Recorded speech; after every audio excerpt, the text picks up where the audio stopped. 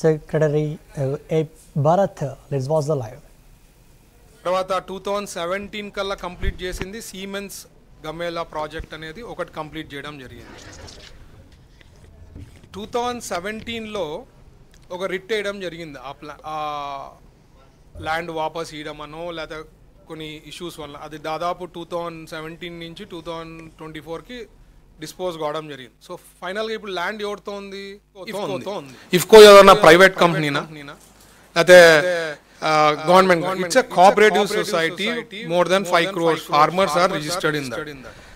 అట్లాంటి దాన్ని మనము పార్క్స్ పాలసీ తెచ్చాం.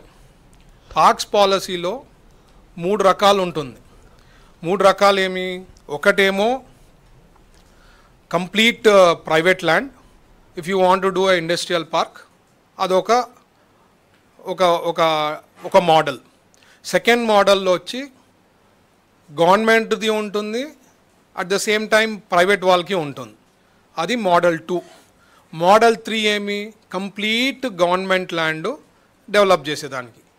ఎందుకు ఈ పార్క్స్ పాలసీ తెచ్చినాము అంటే, సార్కి చంద్రబాబు గారికి ముఖ్యమంత్రి గారికి 175 నియోజకవర్గాలలో పార్క్స్ రావాలా. అక్కడ ఎక్కడ పోయినా ఈరోజు ఎవరన్నా ఎమ్మెల్యేనని కలిసినా లేకపోతే ఒక పొలిటీషియన్, సీనియర్ పొలిటీషియన్ కలిసిన, భరత్ మా ఊరికి ఎప్పుడు తెస్తారు, మా ప్లాంట్ మాకు ఏదైనా ఒక ప్రాజెక్ట్ పెట్టిరాదా మాకు. ఫస్ట్ ఆఫ్ ఆల్ పార్క్ అనేది లేకపోతే, అక్కడ ల్యాండ్ లేకపోతే చిన్నవి కానీ పెద్దవి కానీ పెట్టేదానికి ఆస్కారం ఉండదు. కాబట్టి సార్ ఒక విజనరీ లీడర్ కాబట్టి 175 నియోజకవర్గాల్లో రావాలంటే దాదాపు ఇప్పుడు ఒక 50 పార్కులైనా ఇంకా ఎన్ని అయితే అన్ని చేస్తామని చెప్పి పార్క్ పాలసీ తెస్తే ఎవరి దగ్గర ల్యాండ్ ఉంటే వాళ్ళని డెవలప్ చేసుకుంటారు పార్క్స్ పాలసీ కింద అని చెప్పి ఉద్దేశంతో ఆ పార్క్ పాలసీ తెచ్చుకున్నారు. ఈ పార్క్స్ పాలసీ కింద ఇఫ్కో వాడు అప్లై చేసుకున్నాడండి.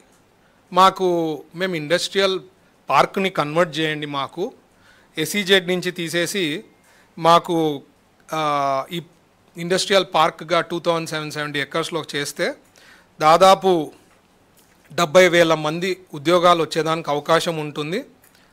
ఒక పెట్టుబడులు దాదాపు 10,000 కోట్ల పైన వాళ్ళు ఇచ్చిన డిపిఆర్ గురించి నేను చెప్తున్నా.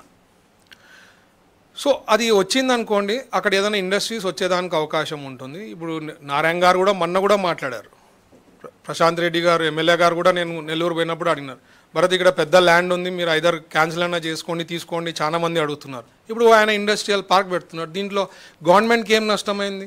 కొంత ఆలోచన చేయండి. ఏం నష్టం దీంట్లో? నథింగ్.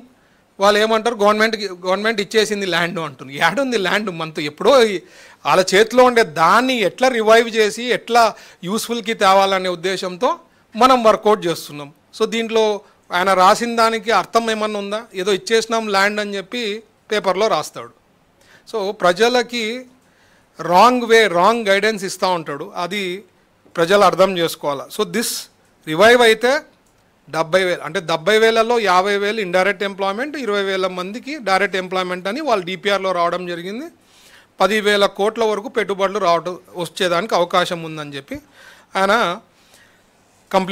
ఇది చెప్పడం జరిగింది.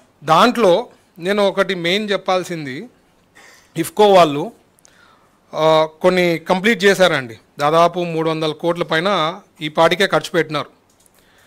ఒకటి ఏం చేశారు, 220 kV సబ్స్టేషన్ చేశారు.